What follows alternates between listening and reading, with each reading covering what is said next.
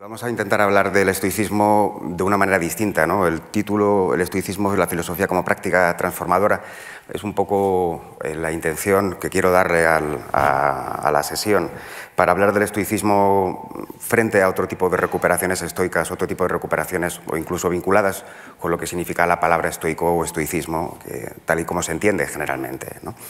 El estoicismo es una figura que tuvo un claro abandono, ¿no?, a partir de los grandes sistemas idealistas, ¿no?, principalmente los alemanes, con la figura de Hegel, porque de algún modo se consideró que toda esta filosofía había sido un poco una filosofía de segunda clase respecto a los grandes sistemas platónicos o aristotélicos, de manera que la academia o el liceo habían quedado como dos grandes momentos de la historia del pensamiento humano, y luego se generó una especie o se produjo un proceso de degeneración de esa gran cultura griega que principalmente se ve en estas filosofías que tienen, para muchos manuales todavía hoy en día, unos sistemas eclécticos, unos sistemas un tanto filosóficos, un tanto pastiche, ¿no?, como tomando y cogiendo elementos de diferentes sistemas para intentar establecer como una especie de un sistema fracasado filosófico, ¿no? Ese desinterés tradicional, a pesar de que el estoicismo tiene un larguísimo recorrido, encontramos rasgos estoicos en figuras tan importantes como Descartes, Kant o, por ejemplo, el propio Nietzsche, ¿no?, todo el concepto de amor fati nietzscheano, ¿no?, toda esta idea de este santo decir que sí a la vida es un elemento claramente nietzscheano, pero a pesar de estas influencias del pensamiento estoico en pensadores realmente importantes, de la filosofía occidental por lo menos, el estoicismo vivió un claro abandono más o menos hasta los años 60-70 del siglo pasado, en donde gracias a figuras como Rist, como Anthony Long, ¿no?, o figuras como Pierre Hadot o Michel Foucault, Martha Nussbaum, y en nuestro país, evidentemente, la figura de Carlos García Gual, ayudaron mucho para rehabilitar estos sistemas de pensamiento y para colocarlos directamente en una relación con el presente. Creo que si hay algo que es importante en el estoicismo, es de algún modo es que es una filosofía que puede ser vista como una filosofía que está hecha para, por y en el presente. Un modo de metodología filosófica en el que la temporalidad presente es realmente lo fundamental, de manera que si el presente es el tema jamás podrá pasar de moda, ¿no? La idea de la filosofía, de la práctica transformadora, tiene que ver también con un intento o por lo menos lo que voy a intentar, de colocar o posicionar al estoicismo en un ámbito distinto al que generalmente se le suele entender como filosofía de la paz, ¿no?, una filosofía de la imperturbabilidad o una filosofía incluso de la resignación, ¿no? Hay una especie de lectura cristiana del estoicismo que de algún modo elimina, ¿no?, ciertos aspectos fundamentales, como es esta idea de la filosofía como una práctica transformadora de uno consigo mismo. Una práctica transformadora dirigida a la acción, no dirigida a la paciencia, ni dirigida a la resignación, sino todo lo contrario, a una acción continua y una actividad continua del sujeto respecto a sí mismo para poder, de algún modo, estar siempre a la altura de su esencia racional, ¿no?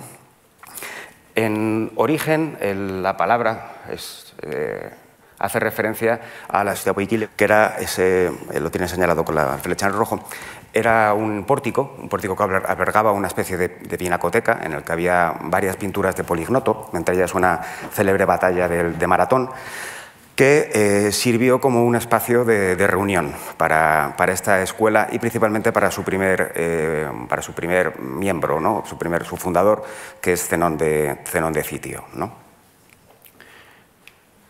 Aquí tenemos una especie como de reconstrucción de cómo pudo ser este lugar, ¿no? Es muy importante que entendamos, en este caso, al igual que se vio la semana pasada respecto al epicureísmo, que el estoicismo es una filosofía de calle, es una filosofía que tiene en ese sentido una proyección pública, una proyección al ágora, una proyección a la vida pública. No es un quepos, no es el jardín epicúreo, ¿no?, un jardín que de alguna manera implica ya directamente un cierto abandono, por lo menos de determinada acción pública y de acción social, sino que directamente, o sea, es una filosofía que en ese sentido tiene una clarísima una trascendencia pública, ¿no? Esto es una parte también, podemos ver de cómo está el estado de las excavaciones del pórtico actualmente. Y esa dimensión pública que tiene el estoicismo está muy vinculada con dos, de alguna manera, de sus pilares principales, ¿no? Dos de los ejes sobre los que se va a generar este pensamiento transformador, esta filosofía, como son Sócrates y los cínicos, ¿no? Principalmente estamos viendo ahí a la figura de Crates, ¿no? y la figura de Diógenes en el barril, es una iluminación de un manuscrito medieval. Y vemos que se recoge en el manuscrito la anécdota que el otro día contó Ignacio Pajón, el compañero, sobre el momento en el que Crates tira sus riquezas al mar, ¿no? Está ahí vaciando toda su bolsa de dinero sobre esa especie de corriente, mientras que Diógenes habita en esa especie de barril, ¿no? Tanto Sócrates como los cínicos son dos elementos fundamentales porque de algún modo son esa línea de continuidad que vincula, por una parte, este nuevo pensamiento estoico con una filosofía dirigida directamente a la agora pública, dirigida al espacio público y también conceptualmente, ¿no? Sócrates, el concepto de tecne tu viu, ¿no? Ese concepto de la filosofía como una especie de epimeleia, ¿no? Una especie de, podemos decirlo, una especie de preocupación o de constante vigilancia sobre el alma o sobre la vida de uno, ¿no? Esa idea de intentar establecer en la búsqueda de la virtud unos paradigmas, unos parámetros racionales, definibles, o que por lo menos se acerquen a esa idea de tecne, ¿no? O a esa actividad artesana en la que todos aquellos que llevan a cabo esa tecne pueden dirigir toda una serie de recursos racionalmente para la obtención de un fin, ¿no? Como es la generación, la producción de un objeto de la mejor manera posible, ¿no? Por eso es un poco, cuando se habla ahora de la filosofía como arte, de la filosofía estoica como arte de la vida o arte de vivir, queda un tanto diluido, ¿no? Arte de vivir, actualmente la palabra arte no contempla esa posibilidad de dirigir racionalmente una serie de medios, ¿no? Hacia un fin concreto. Y por otra parte, arte tampoco implica un compromiso tan grande, ¿no? La tecne tu viu realmente es una responsabilidad. Eso es una cuestión que va a ser muy importante de cara a entender el estoicismo. El estoicismo es una filosofía, de algún modo, en el que se asume una responsabilidad propia. No se puede delegar, de algún modo, esa consecución de un vivir racional, dejándolo en manos de ningún otro. Ha de ser uno siempre el que tome las riendas de su vida, y como vamos a ir viendo en una serie de metáforas y en una serie de imágenes, precisamente esta idea de la mano va a ser una cuestión fundamental para todo lo que es el pensamiento estoico, ¿no? El vínculo entre Crates y los cínicos es un vínculo directo, nos cuenta Diógenes Laercio, que Zenón de Citio, ¿no? Después de una serie de peripecias, entre ellas un naufragio que le llevó a finalmente desde Citio, una ciudad más o menos en Chipre, le llevó a recalar en Atenas. En una tienda de libros, una venta de libros, encontró las Memorabilia de Jenofonte, una obra que son los recuerdos de Sócrates, y fascinado ante esos personajes y esos diálogos que se llevaban a cabo que aparecían en esa obra, preguntó al librero que dónde podía encontrar a ese tipo de personas, ¿no? En ese momento pasó Crates al lado y el librero le señaló: sigue ese hombre, ¿no? Entonces, desde ahí empieza ese vínculo. Estas anécdotas son siempre anécdotas que cuentan algo más que un hecho real, sino una condición espiritual, una condición de relación. Desde ese momento, Zenón asume una relación filosófica con Crates, de la cual se independizará, pero de algún modo tanto Sócrates como los cínicos van a estar, como decía, en ese momento fundacional de este movimiento, ¿no? Cuando se habla de Estoa antigua, voy a ir un poco rápido con esto porque son datos generales, ¿no? Se habla principalmente de tres figuras, ¿no? El fundador principal, Zenón de Citio; Cleantes de Aso, su segundo exponente mayor, ¿no? Y en tercer lugar, Crisipo de Solos, que es seguramente uno de los filósofos más creativos y más interesantes de los tres, ¿no? Zenón, Cleantes y Crisipo mantienen la típica relación de maestro-alumno que se suele tener en estos espacios filosóficos, en los que se cede siempre, de alguna manera, como la cabeza de la secta o la cabeza de la escuela al discípulo que se considera más preparado, ¿no? Cabe señalar un detalle importante que no tiene nada que ver con el hecho de que Cleantes tenga la nariz rota, ¿no? Que Cleantes habla de él que fue púgil, fue boxeador, ¿no? Con lo cual es un detalle importante, porque la figura del boxeador, la figura del púgil, va a ser una figura que va a representar muy bien cierto ideal ascético y cierto ideal atlético, en el sentido etimológico del término, ¿no? De lo que conlleva de alguna manera el premio, la recompensa de la virtud que está aparejada a un esfuerzo realmente intenso y un esfuerzo supremo, ¿no? Después de estos tres personajes de la Estoa antigua, tenemos una Estoa media, vinculada principalmente con estas dos figuras más desconocidas, como son Panecio de Rodas y Posidonio de Apamea, ¿no? Posidonio de Apamea es una figura realmente interesante también, es uno de los grandes, hizo uno de los grandes desarrollos de la ciencia natural estoica, pero ni de los autores de la Estoa antigua, de Zenón, Cleantes y Crisipo, ni de los autores de la Estoa media, se conservan obras enteras. Conservamos solamente una serie de fragmentos, una serie de testimonios, una serie de anécdotas también, en otro caso, que de algún modo resultan difíciles a veces de poder enmarcar en una especie de escuela cerrada, ¿no? Y eso es una cuestión que ha llevado muchas veces al prejuicio de pensar que el estoicismo es una figura ecléctica, ¿no? Realmente la filosofía estoica no hay que verla como una filosofía ecléctica, sino hay que verla como una filosofía que es casi una creación colectiva. Es decir, es una creación en la cual no hay una línea, no hay una clara línea marcada entre maestros y discípulos, al igual que sucede, por ejemplo, en la escuela platónica, la escuela aristotélica o incluso la escuela epicúrea, como muy bien contó el otro día el profesor García Gual, en los que realmente las grandes figuras de esa escuela mantienen como una especie de legado sólido, y los continuadores de la escuela son casi solamente comentadores o apuntaladores, ¿no?, de todo ese pensamiento, o comentadores más o menos del mismo, ¿no? En el caso de los estoicos podemos hablar de que hay realmente una polifonía, ¿eh? Hay voces diversas, hay diferentes tonos, hay diferentes matices, y eso no hay que considerarlo como una suerte de eclecticismo, sino el hecho de que precisamente una filosofía como la estoica, que es una filosofía en la que, como decía antes, la responsabilidad y el trabajo del sujeto respecto a sí mismo y respecto a lo que es el control de sus representaciones tiene un papel tan determinante, evidentemente es imposible asimilar una especie de canon o de patrón, ¿no? Hay variedades, hay diferencias, ¿no? Estos textos antiguos están recogidos principalmente lo de la Estoa antigua, ¿no?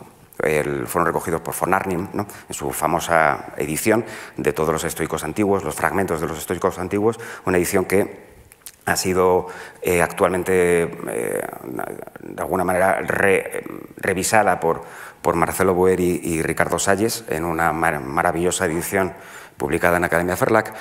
Y también hay algo podemos hacer un acercamiento bastante claro en este libro recién editado de Max Pollens, ¿no?, sobre la Estoa, ¿no?, recién traducido por Salvador Mas, en el que realmente pues, podemos generarnos una idea muy clara acerca de lo que significó, de lo que fue esta primera Estoa, ¿no? Son mucho más conocidos para el público en general, para todos, y básicamente sido quizá los estoicos más leídos y más conocidos, son estas tres figuras, ¿no?, que son Lucio Anneo Séneca, Epicteto y el emperador Marco Aurelio, ¿no?, de los cuales sí que conservamos un legado textual directo, ¿no?, principalmente de Séneca, del cual conservamos una enorme cantidad de obras realmente fascinante, tanto los diálogos como esa colección célebre de cartas, ¿no?, de las epístolas morales a Lucilio, que posiblemente uno de los textos quizá más, todavía más conmovedores quizá de Séneca, y junto a ellos una maravillosa colección de tragedias, ¿no?, una revisión de las tragedias antiguas muy interesantes para leerlas a la luz precisamente del periodo en el que se va a desarrollar la vida de Séneca, que como todos ustedes saben estuvo muy vinculado directamente con la figura del emperador Nerón y no siempre para bien, ¿no? Epicteto es la figura quizá en ese sentido medial, no es una figura quizá tan conocida. Conservamos posiblemente la obra, quizá una de las obras más leídas, ¿no?, en la historia del pensamiento posterior, como es el Enquiridión, ¿no?, este manual, una palabra que luego intentaremos abordar un poco. Epicteto era un esclavo, que fue un esclavo nacido en Asia Menor, que terminó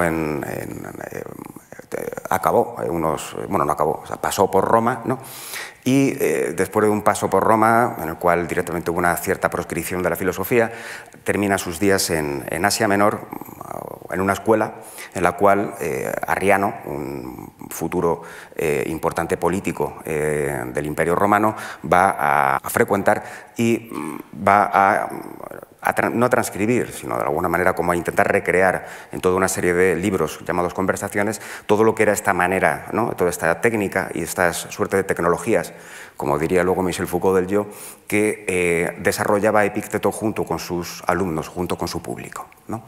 Epicteto, conservamos esos dos bloques de obras. El Enquiridión es una obra muy fina, seguramente casi todos ustedes la conocen, y las conversaciones con Arriano son, en ese sentido, una obra bastante más extensa en la que se tratan muchos temas, ¿no? Vinculados casi principalmente con la ética estoica, ¿no?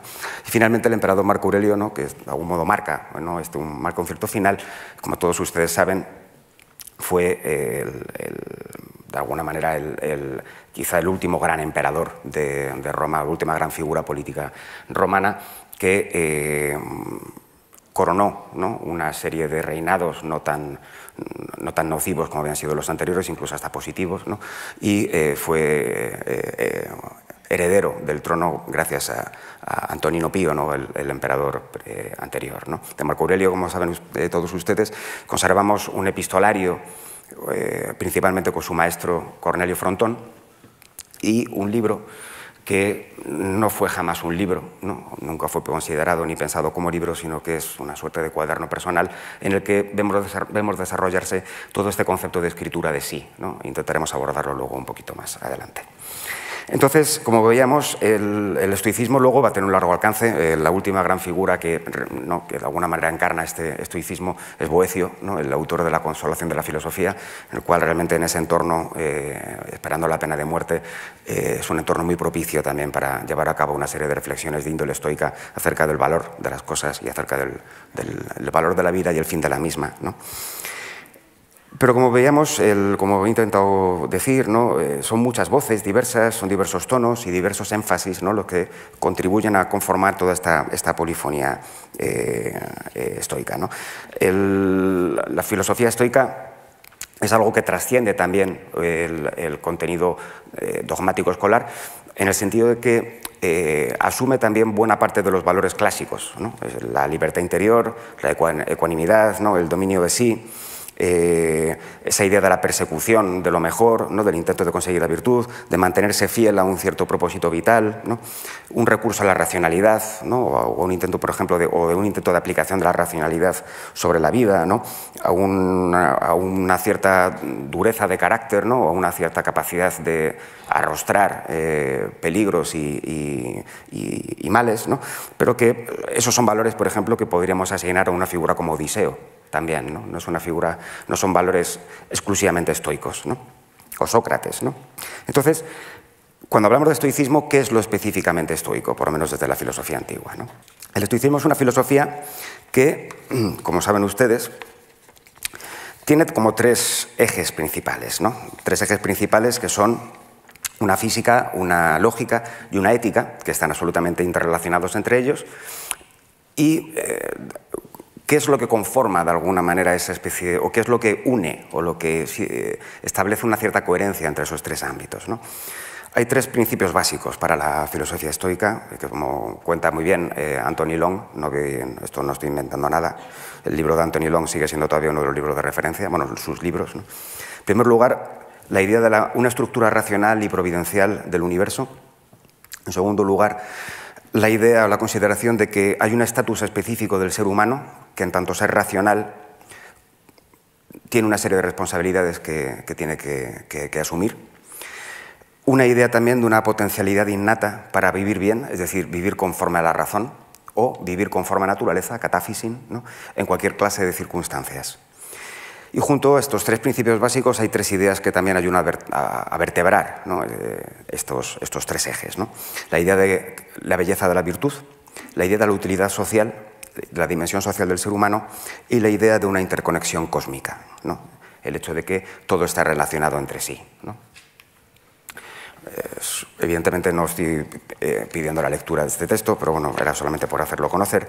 El Noaceus de Cleantes es un claro ejemplo, por ejemplo, de ciertas de estas ideas, ¿no? ¿Cuáles son, para ir muy rápido, ¿no? ¿Cuáles son las ideas principales de estos tres ejes, ¿no? De este eje de la física, de este eje de la lógica y este eje de la ética, ¿no? La física, evidentemente, tiene que ver con eso que se llama physis, ¿no? Physis no es naturaleza tal y como nosotros la entendemos, y realmente somos capaces de entender algo actualmente acerca de lo que significa naturaleza, ¿no? Yo creo que tengo mis dudas. En cualquier frutería uno no se encuentra ya elementos de una physis, ¿no? Se encuentra elementos ya de otro tipo otro tipo de modalidad de la generación de los seres, ¿no? La physis no es solamente los objetos naturales o los seres naturales, la physis es algo mucho más profundo, es lo que podemos considerar como realidad entendida como el conjunto de procesos que suceden en un universo, el conjunto de procesos que de alguna manera articulan y vinculan, ¿no? y establecen relaciones entre los diferentes seres que esta physis genera, ¿no? Son más o menos 5 puntos, ¿no?, los que definen la physis para los estoicos. Sería el principio que plasma todas las cosas, el principio que unifica y da coherencia al mundo, un aliento ígneo, un principio de movimiento y generación. En esta idea de la physis como una suerte de aliento ígneo hay una clarísima referencia, o una cierta influencia por lo menos, del presocrático Heráclito de Éfeso. La idea de que hay una necesidad y un destino, una heimarmene, ¿no?, de que el orden de los acontecimientos está encadenado entre sí de acuerdo a una providencia, ¿no?, de acuerdo a una intención racional aplicada sobre el curso de los hechos y de los acontecimientos, y la idea de que hay una vinculación entre esta physis, entre esta natura, ¿no?, como dirían los latinos, que tiene un carácter divino, providencial, es artífice y posee una recta razón. Para la física estoica hay 2 principios, un principio activo, un principio de una inteligencia ordenadora, y un principio material, que son absolutamente inseparables el uno del otro. La física estoica es antiaristotélica y es antiplatónica en el sentido de que aboga por una inmanencia de esta racionalidad. La racionalidad que está presente directamente en todo ser, en cada ser, todos y cada uno de los seres, ¿no?, es una racionalidad inmanente a ellos, no es trascendente. No hay una realidad trascendente como el motor inmóvil aristotélico, ni las ideas platónicas, ni hay un demiurgo, ¿no?, ni hay una figura demiúrgica que haya sido en ningún momento el generador del mundo tal y como lo conocemos. Ese hálito, ese espíritu divino, es una suerte de neuma racional, un neuma ígneo, que está invadiendo, ¿no?, absolutamente, que fluye a través de todos los seres y que concatena las acciones de todos los seres dentro de una suerte de pronoia, de una providencia racional que es, de algún modo, la presencia pura y dura de esa divinidad, ¿no? Es una divinidad, en ese sentido, absolutamente filosófica, puedo así decirlo, ¿no? No es una divinidad en ese sentido antropomórfica, ¿no? El estoicismo se ha considerado muchas veces como un materialismo, ¿no?, en el sentido de que para los estoicos no hay nada que no sea cuerpo, ¿no?, y cuerpo es todo aquello que es capaz de recibir o llevar, ¿no?, o ejercer algún tipo de acción sobre otro, ¿no?, la acción o lo que sufre una acción o lo que realiza una acción sobre otro. De manera que no hay más seres que los seres corporales, ¿no? Y por eso se ha entendido que muchas veces el estoicismo podría ser entendido como una suerte de materialismo. Quizás es más interesante aplicar ese concepto de materialismo a los epicúreos que a los estoicos, y sin embargo hay que considerar que esa suerte de vínculo profundo y absolutamente indisoluble entre espíritu y cuerpo y materialidad, ¿no?, es algo que tiene más que ver con un vitalismo, ¿no? Podríamos pensar más en Spinoza posiblemente que en otros pensadores, ¿no? Otro de los principios fundamentales para la física estoica es esta idea de neuma, ¿no?, la idea de que hay un calor vital.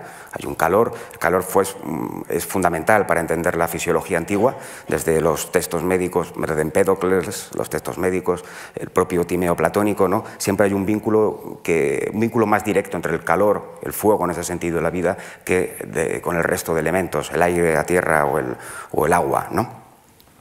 El neuma, esta suerte de hálito caliente, ¿no?, irracional, ¿no?, es el vehículo del logos, es el portador de esta racionalidad inmanente a toda la physis, ¿no?, y también es un componente físico del mismo, fue un componente físico del cosmos que da coherencia y mantiene unidas las partes individuales y a los seres.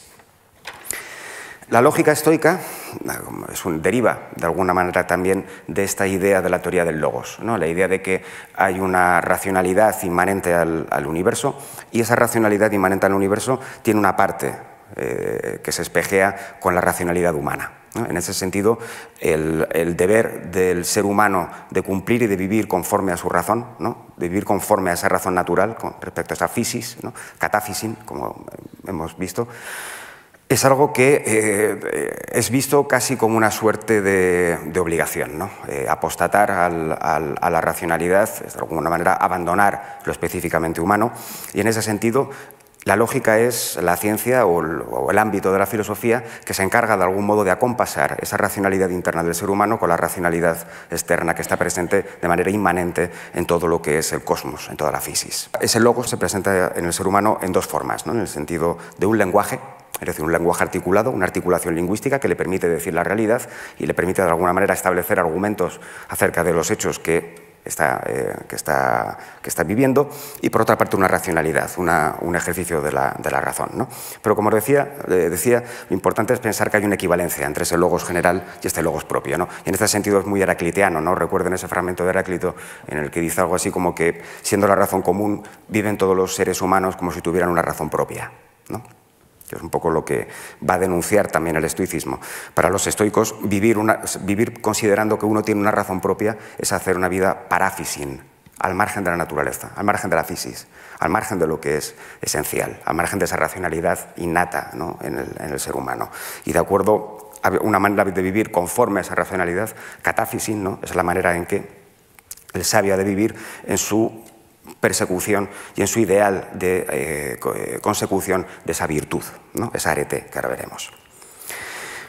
De manera que es muy interesante ver cómo es una y misma la razón que liga y vincula todos los acontecimientos naturales en el exterior, ¿no? En la physis externa, y la que liga o puede ligar consecuentemente todos los razonamientos en el discurso interior, ¿no? De manera que esa correspondencia entre el modo de ser de las cosas y el modo en el que las cosas se pueden llegar a razonar es lo que permite directamente una posibilidad de conocimiento, ¿no?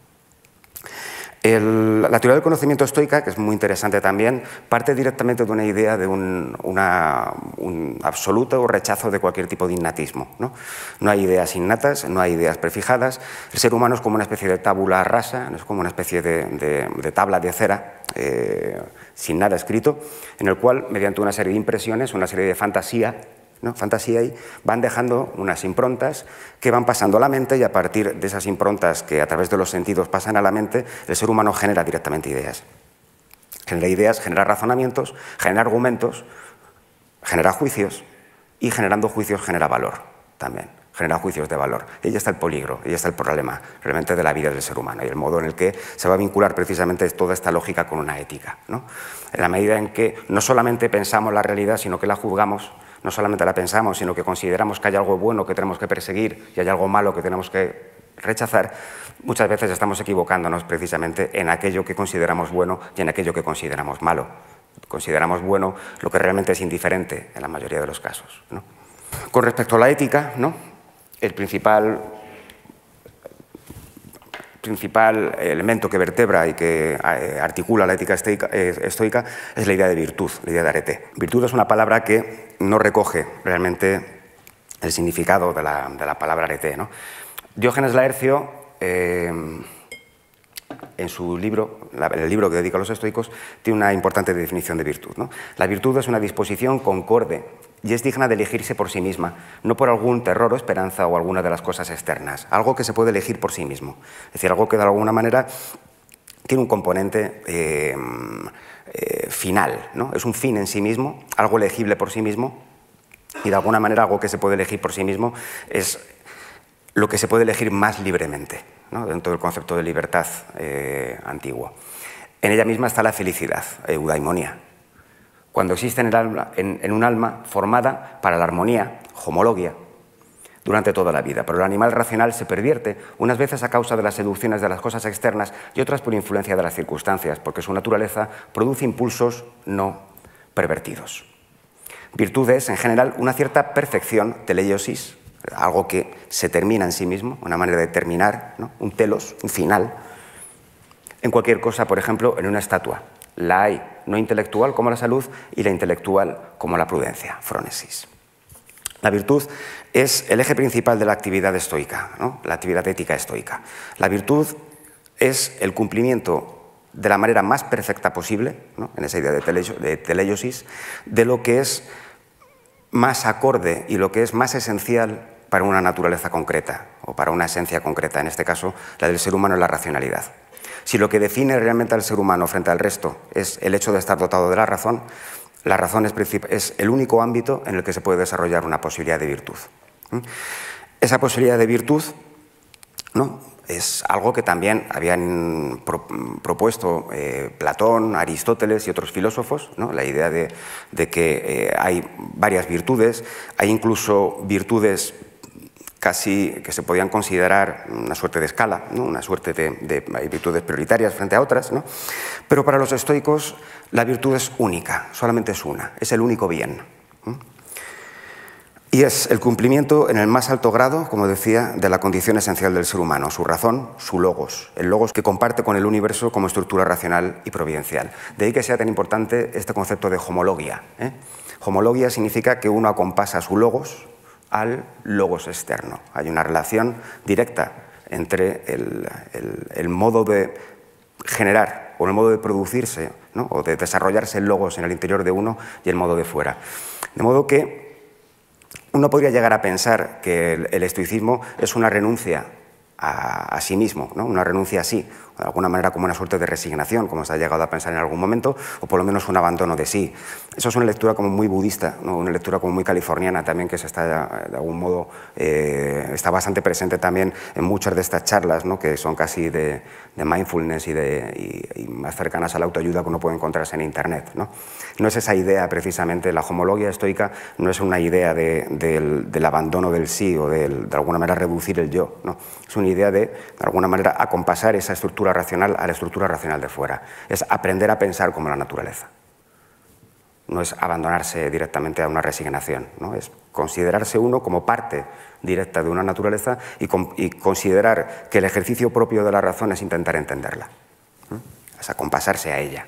Es decir, es una investigación, es una búsqueda de la estructura racional del universo, no es un abandono de la esencia individual, aunque también hay un cierto abandono, evidentemente, de la esencia individual, ¿no? El texto este de Galeno que he puesto debajo, pero sin embargo afirman que la esencia del alma es una sola y pretenden que la virtud sea una perfección del alma de cada uno. Por tanto, si la virtud es algo de esa índole, será una, si es que en verdad también es una la perfección, ¿no? Galeno, en ese sentido, como platónico, no estaba muy de acuerdo con esta idea estoica de que solamente hubiera una virtud, ¿no?, o por lo menos la posibilidad de unificar todas las virtudes, la prudencia, el coraje, ¿no?, y otras, en una única virtud, que es esa vida y actuación conforme a razón, ¿no? El problema del estoicismo, principalmente, o uno de los principales problemas del estoicismo, es ver dónde se encuadra, ¿no?, o cómo se puede llegar a definir y circunscribir eso que llamamos capacidad de actuación racional sobre el presente, ¿no? El estoicismo es una filosofía que en ese sentido tiene una clara raigambre socrática, en el sentido de que es una filosofía de la definición, es una figura de la delimitación, ¿no? Es una filosofía en la que se va a estar continuamente intentando establecer de alguna manera cuál es el marco de actuación. Si es una filosofía de la acción, si es una filosofía de la acción racional, evidentemente tiene que considerarse en qué tipo de marco se puede llegar a establecer una acción racional, porque quizá no podemos establecer un marco de actuación racional en todos los ámbitos de la vida donde uno quisiera hacerlos, ¿no? Epicteto en el Enquiridión, en el comienzo precisamente del libro, del texto, da una definición bastante clara acerca de lo que significa esta circunscripción, ¿no? De las cosas que existen, unas dependen de nosotros, otras no. De nosotros dependen el juicio de valor. Como decía antes, el juicio de valor es aquel juicio que se genera, ¿no?, a partir de una relación concreta, de una experiencia real, ¿no? Y ese juicio de valor puede ser un juicio equivocado o correcto, de la importancia de la lógica. La lógica es lo que nos permite distinguir qué juicio de valor puede ser verdadero y qué juicio de valor no puede ser verdadero o es necesariamente falso. De ahí que el estudio de la lógica sea tan importante para los estoicos, algo que de alguna manera el estoicismo contemporáneo no tiene tan en cuenta, ¿no? También es difícil, ¿no? dependen el juicio de valor, la motivación, el deseo, la aversión y, en una palabra, todo cuanto es acción erga nuestra. No dependen de nosotros el cuerpo, las propiedades, la reputación, los cargos públicos y, en una palabra, todo cuanto no es acción nuestra. Esta primera delimitación es una de las típicas características estoicas, ¿no? El estoicismo, de algún modo, como una especie de tecnología, como decía Michel Foucault, es una palabra que tampoco me gusta demasiado, pero bueno, está bastante usada, ¿no? Una de las maneras de abordar, mediante una serie de herramientas, ¿no?, el ejercicio ético, el ejercicio de la acción virtuosa. En primer lugar, lo que se hace es dónde cabe una acción racional y dónde no puede entrar jamás una acción racional, ¿no? Todo lo que depende de nosotros, ¿no?, son por naturaleza libres y carentes de impedimentos y obstáculos, mientras que las cosas que no dependen de nosotros son débiles, serviles, llenas de cosas, llenas de impedimentos y ajenas. Recuerda, por tanto, que si consideras que las cosas serviles por naturaleza son libres y que las ajenas le son propias, te sentirás impotente, apenado y lleno de preocupación. Y colmarás de reproches a los dioses y a los hombres, pero si piensas que solo es tuyo lo que es tuyo y lo que es ajeno, como esencia en realidad, nadie te coaccionará jamás. Nadie te pondrá obstáculos, no reprocharás nada a nadie ni acusarás a ninguno, no harás nada contra tu voluntad porque no te agolpeará ningún daño, ¿no? La idea de que la paz ella está directamente vinculada, en primer lugar, con esta circunscripción de la capacidad de acción. Solamente donde uno tiene posibilidad de acción es el lugar o el ámbito de responsabilidad real, ¿no? Solamente uno puede llegar en su búsqueda de la virtud a ejercer una acción real sobre aquello que realmente le pertenece, no sobre aquello que no le pertenece, ¿no? De modo que, en primer lugar, lo que nos encontramos es una circunscripción radical, es un adelgazamiento radical de todo. ¿Qué es lo único que queda realmente en nuestra mano, ¿no?, como ámbito de acción? La racionalidad. Nada más. Incluso si uno está en una situación física deteriorada, si uno está en una situación física de alguna manera complicada, en ese caso siempre puede uno, mientras tenga capacidad de racionalidad, mientras tenga capacidad de razón, siempre puede llevar a cabo un desarrollo de una virtud, ¿no? Siempre puede, de alguna manera, no perder esa esencialidad de la vida humana, ¿no? Hay algo que jamás se pierde, hay un don inalienable, que sería este don de la razón, ¿no? El emperador Marco Aurelio, en su texto de sí mismo, ¿no?, nos da muchas claves, ¿no?, acerca también de lo que es este trabajo, ¿no?, de toda esta especie de reflexión cotidiana, ¿no? El estoicismo muchas veces es una filosofía también, como se ha visto, del imperativo, ¿no?, una filosofía de la repetición, una filosofía en la que toda esta manera, todo este modo de llevar a cabo ejercicios sobre uno mismo están casi vinculados con una suerte de terapéutica del alma, ¿no? Una terapia del alma, incluso también en muchos casos una terapia del lenguaje, ¿no? Es decir, continuamente hay que estar repitiéndose uno a sí mismo, circunscribiéndose al presente concreto, ¿no?, para de alguna manera no perderse, no dejarse llevar, ¿no? En el libro 2, que es, como saben, el primer libro, después del libro 1, que es el dedicado, de alguna manera, a toda la gente que ha conocido, el libro 2 comienza con una célebre cita, ¿no? O sea, con un célebre pasaje. Al amanecer repítete, me voy a encontrar con un entrometido, un ingrato, un soberbio, un falso, un envidioso, un egoísta. Todo eso le sucede por su ignorancia de los bienes y los males.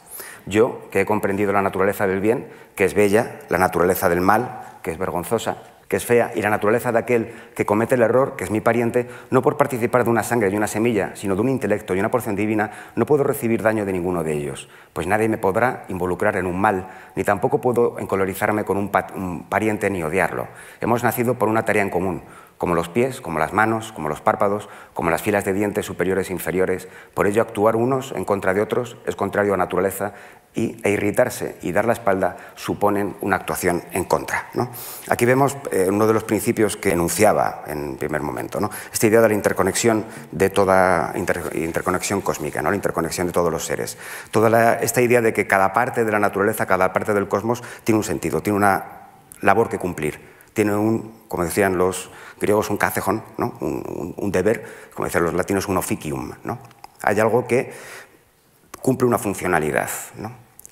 El hecho de que todo cumpla una funcionalidad es lo que revela, ¿no?, la estructura profunda racional precisamente de este mundo en el que estamos, ¿no? La utilidad social, evidentemente, está vinculada con esta interconexión, ¿no? En la medida en que todo el mundo entienda esta estructura general, ¿no? La colaboración de todas las partes irá siempre a favor de ese conjunto social, ¿no? Y es muy importante ver aquí también esa idea, como decía antes, ¿no? El imperativo y la belleza de la virtud, ¿no? La idea de que la virtud en sí misma es bella, ¿no? La virtud en sí misma es bella, y los estoicos tienen un concepto de virtud que, como decía antes, no es remitible a una idea, ¿no? Es decir, la virtud es algo que está encarnado. Como decía antes, no existen las esencias separadamente de sus manifestaciones y de sus presencias, ¿no? En ese sentido, por eso hablaba de una lectura, una suerte de interpretación, en algunos casos del estoicismo, como una filosofía materialista. Pero realmente todos estos valores, que son valores que consideramos espirituales, para los estoicos están encarnados, ¿no? Y principalmente están encarnados en una figura que es un ideal, como es la figura del sofos, del sabio, ¿no? Del sapiens, ¿no? El sapiens, si llega a existir, ¿no? Que es el ideal al que todo estoico ha de tender, ¿no? Al que todo estoico debe dirigir su esfuerzo, sería algo así como la encarnación más perfecta, la conformación física, ¿no? Material más perfecta de todas esas, ¿no? de esa belleza innata a la virtud. Esa belleza de la virtud tiene que ver con esa homología, ¿no? Y tiene que ver también con una armonía, tiene que ver con una suerte de estructura, ¿no? Vinculada, una estructura en la que todas las partes conforman a la generación de una belleza general, ¿no? Es muy interesante entender la filosofía estoica no solamente como una filosofía moral, una filosofía de alguna manera ética, ¿no? o física o dialéctica, sino entender de alguna manera la filosofía estoica como una filosofía estética también, ¿no? Es decir, una filosofía en la que la estética, lejos de convertirse en un ideal, ¿no? Acaba convirtiéndose en algo realmente cercano y presente, ¿no? Ahora mismo a casi nadie, ¿no? Se le ocurriría considerar, ¿no? De alguna manera esta idea del bien o esta idea de la virtud como un elemento absolutamente encarnable, ¿no?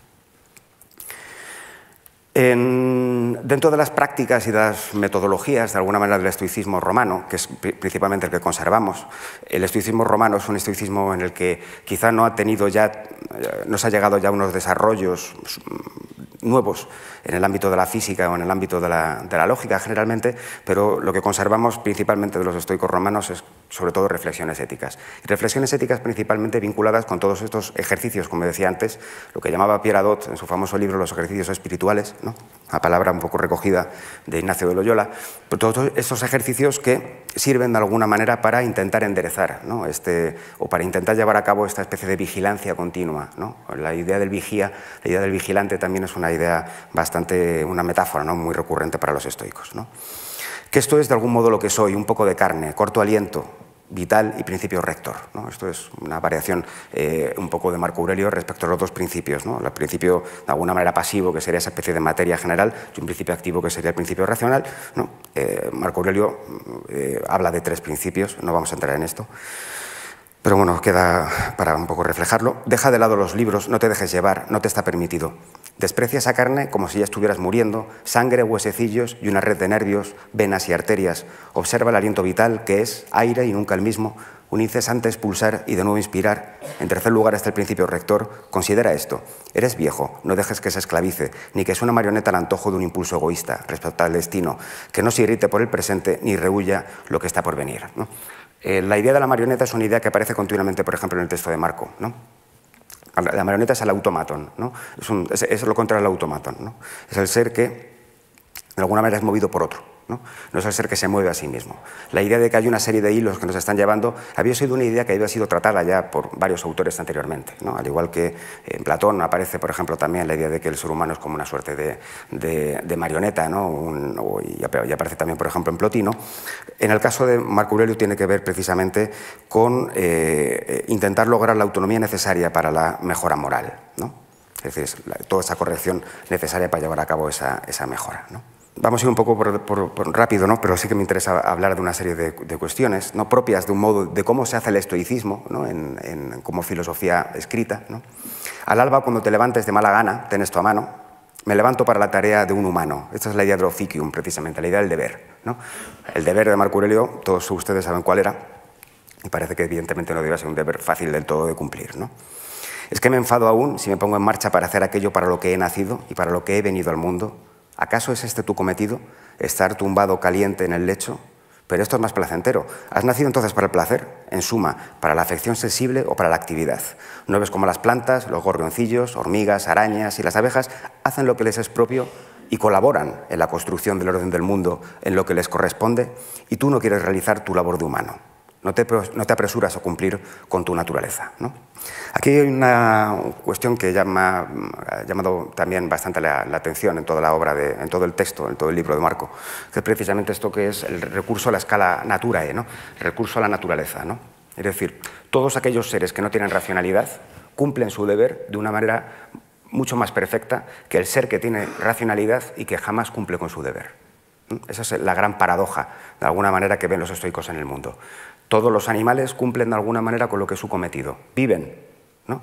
Viven para cumplir su naturaleza, ¿no? El ser humano, en cambio, es aquel ser que se aliena de ese cumplimiento de la naturaleza y que hace una vida al margen de la naturaleza, contraria a la misma, ¿no? Es interesante en este sentido ver cómo generalmente cuando hablamos de filosofía o cuando se piensa en filosofía se piensa más en conceptos o en sustantivos, ¿no? En esencias, y no tanto en preposiciones, ¿no?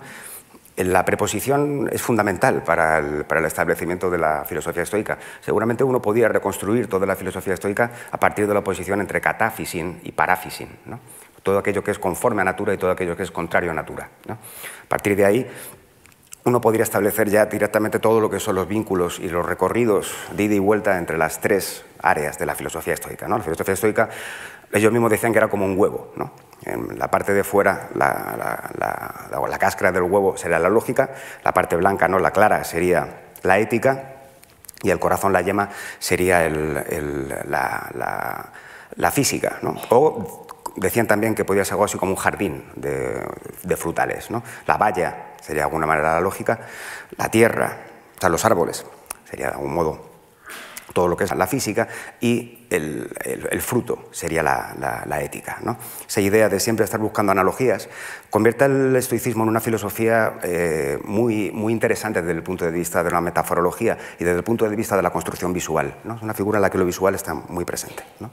Ha salido en el texto anterior, ¿no? Esto de ten esto a mano. Esta idea de ten a mano algo, ¿no? El recurso a la mano, como decía, es uno de los recursos fundamentales del estoicismo, ¿no? En efecto, dice Cicerón, niega Zenón, niega Antíoco que ustedes sepan algo. ¿Cómo es eso?, preguntarás. Pero nosotros también defendemos la tesis de que el que no es sabio comprende muchas cosas, y ustedes, los estoicos, niegan que alguno, a no ser que sea sabio, sepa algo. Zenón mostraba este asunto con un gesto. En efecto, mientras extendía sus dedos y presentaba la palma de su mano abierta, decía, así es la presentación, ¿no? Luego, mientras contraía un poco los dedos, decía, así es el asentimiento. Luego, cuando los cerraba del todo y formaba un puño, decía, así es la cognición. Luego, cuando los cerraba del todo, de este símil deriva el nombre de catalepsis, para este estado cognitivo que antes no existía. Enseguida aproximaba su otra mano contra su puño y con firmeza y fuerza comprimía, y decía que tal cosa era conocimiento, que nadie posee a no ser el sabio. Esta idea del tener a mano, ¿no?, forma parte también de esta suerte de maneras de circunscribir el ámbito de acción, ¿no? El estoico solamente se preocupa por lo aquello que puede realmente hacer en el momento, aquí y en una hora, ¿no? La filosofía estoica es una figura, como decía, una filosofía muy circunscrita al presente, ¿no? Marco Aurelio, en este recurso, ¿no?, en esta idea del tener a mano, dice, en el uso de los principios uno ha de actuar como un púgil, no como un gladiador, pues este deja y coge la espada de la que se sirve, el otro siempre tiene la mano con él y no necesita más que cerrarla. Esta idea, como decía, del filósofo, de alguna manera como aquel que está haciendo su camino de mejora en el proceso de virtud, tiene un referente muy claro en esta idea de lo atlético, ¿no? En esta idea principalmente del luchador, de Pancratestes, ¿no?, de aquel que pelea en el pancracio, ¿no? Dice Séneca, no puede aportar gran entusiasmo a la competición el atleta que nunca ha sido magullado, aquel que contempló su propia sangre cuyos dientes crujieron en el pugilato, aquel que zancadilleado soportó todo el peso del adversario y derribado no abatió su ánimo, quien en todas sus caídas se levantó más porfiado, ese tal desciende a la liza con más confianza. Por eso, para continuar el símil, a menudo la fortuna llegó a superarte y sin embargo no te entregaste. Antes te sobrepusiste y enfrentaste a ella con más energía. Grande ánimo, en efecto, se infunde a sí misma la virtud que ha sido espoleada. Voy a leer, para ir un poco más rápido, ¿no?, el segundo de los textos solamente, ¿no?, que es un texto bastante importante. El primero es un texto precioso, ¿no?, acerca del tinte, ¿no?, del teñido del teñido precisamente del alma, ¿no? Como sean tus impresiones frecuentes, así será tu pensamiento, pues el alma se tiñe de impresiones, ¿no? Esta idea de que, por tanto, tíñela con una sucesión de impresiones de esta clase, ¿no? La transformación moral, ¿no?, el ejercicio de la virtud, implica, ¿no?, de alguna manera también esta especie de como una semejanza, como el tinte, ¿no?, entra en la prenda, ¿no?, y acaba tiñendo absolutamente la prenda, ¿no? Esa es la idea de cómo el estoico ha de vivir su proceso de oikeiosis, ¿no? El oikeiosis es algo así como la apropiación, ¿no? Aquella serie de prácticas o aquella serie de desarrollos o de acciones que llevan al estoico a una vida todavía más en conformidad con ese logos, más en conformidad con esa racionalidad y más en conformidad con esa naturaleza, ¿no? Segundo texto que pongo aquí, dice: qué bueno es ante platos sabrosos y alimentos semejantes darse cuenta de que esto es cadáver de pez, esto cadáver de ave o de cerdo, asimismo que el falerno, un vino caro, importante, de la antigüedad, es jugo de uva, la púrpura lanas de oveja empapadas en sangre de molusco, ante las relaciones sexuales que son fricción del bajo vientre y secreción de moquillo junto a una especie de espasmo. Qué buenas son esas impresiones que captan las cosas en sí mismas y las atraviesan, de modo que podamos ver cómo son. Así hay que hacer durante la vida, incluso en aquellos casos en que las cosas parezcan muy fiables, desnudarlas y examinarlas en su simplicidad y quitarles el relato que las hace solemnes. Es terrible la vanidad y embustera. Cuanto más crees encontrarte entre cosas serias, más te embauca. Considera lo que Crates dice de Genócrates, ¿no? Esta idea es fundamental, ¿no? En este sentido, como decía, hay un rasgo un poco socrático en esta idea de la definición, ¿no? Esta manera de desnudar todo y reducirlo todo a su esencia, ¿no? Que es al fin y al cabo, un gran coche, ¿no? O trozos de plástico, metal, ¿no? Y bujías, cables, ¿no? ¿Qué es esta comida, ¿no? ¿Qué es esto que pensamos, que consideramos que es tan deseable por sí mismo? ¿Qué es esto que estamos buscando y que consideramos cuya obtención consideramos que va a suponer un bien para nosotros? Este análisis de la desnudez, considerar las cosas tal y como son, verlas, es otra de las partes, otra de las técnicas, de algún modo, importantes del estoicismo, al igual que también la técnica de intentar ver las cosas desde arriba, ¿no? Generar una suerte de tercera persona, ¿no? Una especie de mirada, ¿no?, desde lo alto de todo, para contemplar las cosas directamente en otra dimensión o en otra proporción. Asia, Europa, rincones del mundo, el mar entero una gota en el mundo, el monte Athos un montoncito de tierra en el mundo, todo el tiempo presente un punto en la eternidad, todo es pequeño y sujeto a cambio, a desaparición, todo viene de allí, impulsado por ese principio rector común o como consecuencia de él. Las fauces del león, el veneno, todo lo que hace daño, como las espinas, el fango, son resultados de lo venerable y lo bello. No te formes la impresión de que son otra cosa que eso que veneras. Date cuenta, en cambio, de la fuente de todo, ¿no? Esta manera de ascender, esta manera de generar esta visión desde arriba, ¿no?, de ver cómo el hegemonicón, este principio vital racional, dirige directamente el mundo, ¿no? Medita a menudo sobre la ligazón de todo lo que está en el universo y sobre su interrelación. De alguna manera, todas las cosas están entretejidas, como decía antes, con ese vínculo, interconexión total de todo, y todas por esto son amigas entre sí.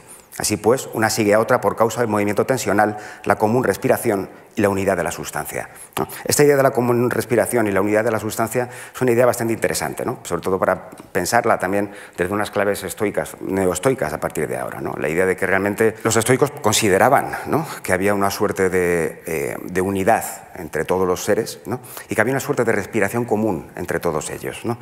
En los tiempos en los que estamos viviendo realmente es importante, yo creo, darse un poco de cuenta de qué hay alrededor, ¿no? Finalmente, ya para terminar, voy a hablar de otra de las metáforas importantes de los estoicos, que es la idea de la vida como teatro. Evidentemente es una metáfora tremendamente manida, ¿no?, muy vista, pero que los estoicos adquieren podemos decir, unos rasgos propios y diferentes, ¿no? Frente a esta idea que coloca el teatro, ¿no?, como la analogía de la vida con el teatro como una suerte de desprecio de la vida, ¿no?, como el hecho de que la vida es ilusión, ¿no?, o la vida es sueño, como dijo Calderón de la Barca, ¿no?, o toda la idea esta también plotiniana, ¿no?, de que realmente los seres humanos viven pensando que son algo, ¿no?, cuando lo único que importa realmente, el único ser importantes, su yo interior, ¿no? su homo interior, ¿no? Y que básicamente el mundo es como una especie de representación de títeres que se consideran a sí mismos otra cosa, ¿no? que títeres. La idea estoica de teatro asume directamente ese contenido de deber, ¿no? de la acción, ¿no? El actor es aquel que cumple con un papel y en el cumplimiento de un papel está, de algún modo, ejerciendo como una suerte de analogía con un paradigma moral, ¿no? Al igual que cada uno de nosotros estamos aquí para cumplir el deber, ¿no? o para cumplir el officium, ¿no? para cumplir el cometido para el que hemos sido traídos, ¿no? El actor cumple directamente el cometido que el director de escena le pone delante, ¿no? Epicteto, en la cita de Enquiridión, dice: recuerda que eres el actor de una obra, que discurre como desea el director, breve si la quiere breve, larga si la prefiere larga. Si quieres que interpretes a un mendigo, representa tu papel convincentemente, o a un cojo, o a un cargo público, o a un particular, pues ese es tu objetivo, interpretar bien el papel asignado, ¿no? Toda esta idea del oficio, ¿no? Toda esta idea del officium, toda esta idea del deber, tiene que ver casi con una concepción de la vida como una suerte de contrato, que es una cosa también que a nosotros nos resulta bastante chirriante seguramente, ¿no? Es un contrato en el cual se nos está ofreciendo la posibilidad de desarrollar, de llevar a cabo un desarrollo de una excelencia propia en el sentido de una vida conforme a razón, ¿no? En el sentido del desarrollo de esa racionalidad propia, de acompasar esa racionalidad propia con la racionalidad del mundo, pero el contrato, como todos los contratos, tiene una serie de letras pequeñas, ¿no? Somos mortales, enfermamos, perdemos cosas, perdemos gente querida, ¿no? Nos hacemos representaciones falsas de aquello que consideramos que es bueno para nosotros, ¿no? Toda esa es, de alguna manera, la parte, la letra pequeña que lleva implícito este contrato, ¿no? que es la existencia, ¿no? Esa idea del deber, ¿no? Es lo que, de alguna manera, tiene también en marco, ¿no? Dice Séneca en un texto precioso también, ¿no? En el final de una de las cartas más conmovedoras, que es una carta en la que es una invitación al suicidio directamente, o por lo menos a mantener una entereza moral en el momento final del suicidio, termina la carta con esta maravillosa cita, ¿no? Como una obra teatral así es la vida, importa no el tiempo, sino el acierto con que se ha representado. No atañe a la cuestión el lugar en que termines, termina donde te plazca, tan solo prepara un buen final, ¿no? Marco Aurelio, en la última reflexión, ¿no? en el asimismo,